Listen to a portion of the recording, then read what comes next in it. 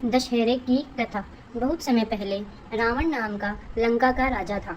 रावण बहुत ही विद्वान, महापंडित और भगवान शिव का परम भक्त था, लेकिन उसमें अत्यधिक अहंकार था।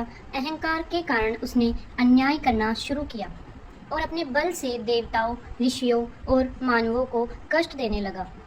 अयोध्या के राजा श्री राम को जब वनवास मिला तो वे अपनी पत्नी सीता जी और भाई लक्ष्मण के साथ वन में रहने लगे।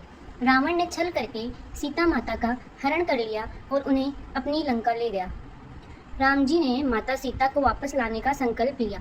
उन्होंने वानर राज सुग्रीव, महाबली हनुमान और पूरी वानर सेना की मदद से रावण से युद्ध करने की योजना बनाई। लंका में कई दिनों तक भयंकर युद्ध हुआ।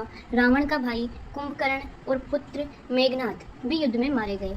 आखिरकार विजय के क्षण में श्री राम ने भगवान शंकर की आराधना कर दिव्य ब्रह्मास्त्र का प्रयोग किया और रावण का वध किया। सीता जी को रावण से मुक्त कराया गया। यह दिन बुराई पर अच्छाई की विजय का प्रतीक बन गया। उसी दिन को विजयादशमी या दशहरा कहा गया। अब मैं आपको बताऊंगी दशहरे का महत्व।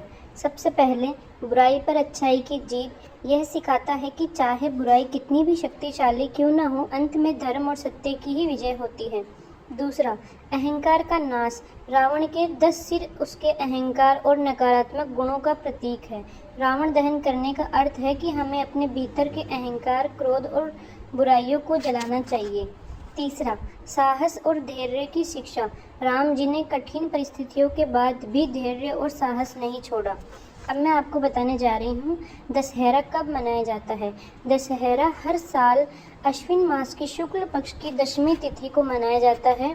नवरात्रि में माँ दुर्गा की पूजा होती है और दशहरे के दिन माँ दुर्गा ने भी महिषासुर नामक राक्षस का वध किया था, इसलिए इसे विजयादशमी कहते हैं।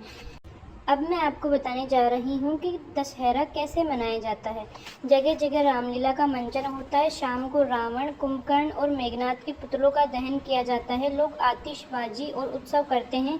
इसे नए कार्य शुरू करने के लिए भी शुभ दिन माना जाता है। इस प्रकार दशहरा हमें सिखाता है कि धैर्य, साहस और धर्म से ही जीवन में विजय मिलती है।